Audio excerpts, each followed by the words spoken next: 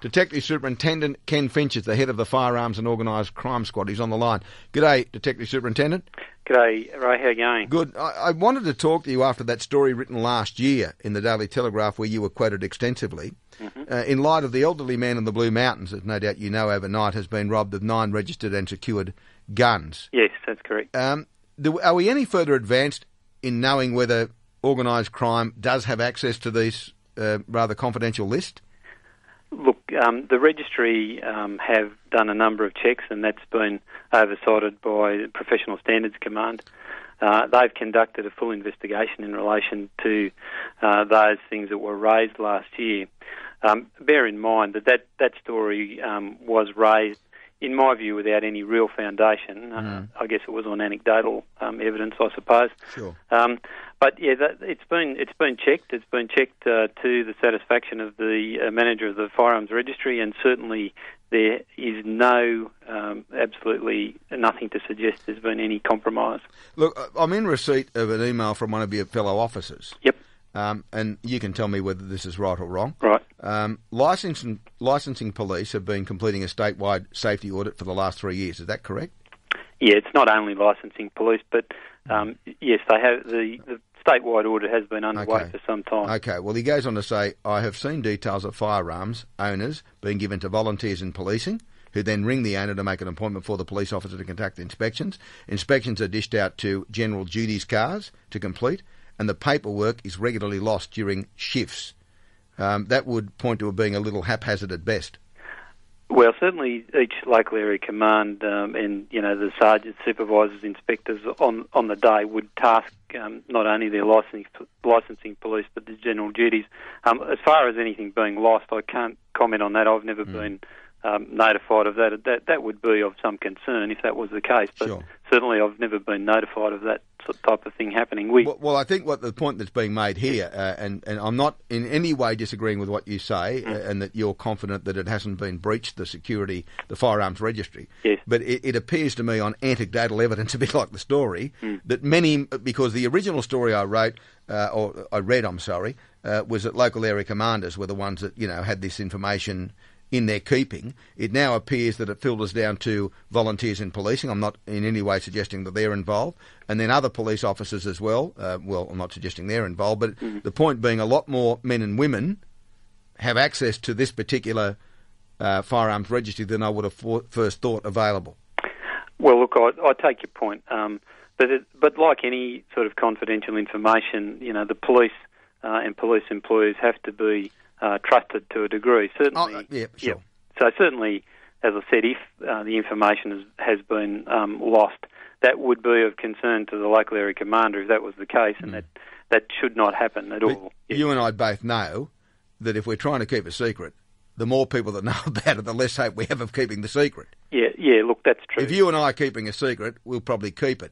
But if I tell 3 other blokes, the likelihood of our secret being kept is gone. I take your point, and I don't disagree with that, Ray. What I would say, though, is that the inspections have been carried out over that period of time, and any thefts that actually take place are then examined against any links to police records. And as I said, we can't pinpoint anything which would suggest that that's the case. In terms of how people know about others who have weapons. And I think the case overnight, which is, a very unfortunate one, which is under investigation by the local area command and state crime command. A lot of the majority of thefts are in rural areas. And as a person who comes from a rural area myself, it is often common knowledge within communities who has firearms and weapons within communities. And people with a number of firearms are often people who are members of gun clubs. Yeah. So there are a number of ways in which that information can be put about. Word of mouth from the fact that people attend firearms dealers. A lot of different ways. Certainly, we would not discount the fact that some of the matters are linked, and we, along with local area commands, examine all of those thefts to see if we can in fact establish those links and take the investigation further. In a number of cases last year, the weapons have been recovered, and in the majority of cases, it turns out it was actually locals from within rural areas that have taken the weapons. So, we don't discount anything, but at this stage, we can find no evidence to suggest that the registry has been compromised. Here's one from a police officer I won't put to air. Sure. He's actually in Queensland. Yes. A serving officer.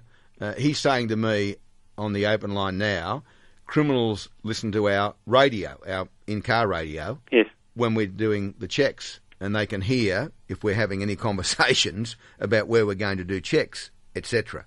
Is that perhaps another way that criminals could do it, either in New South Wales or Queensland?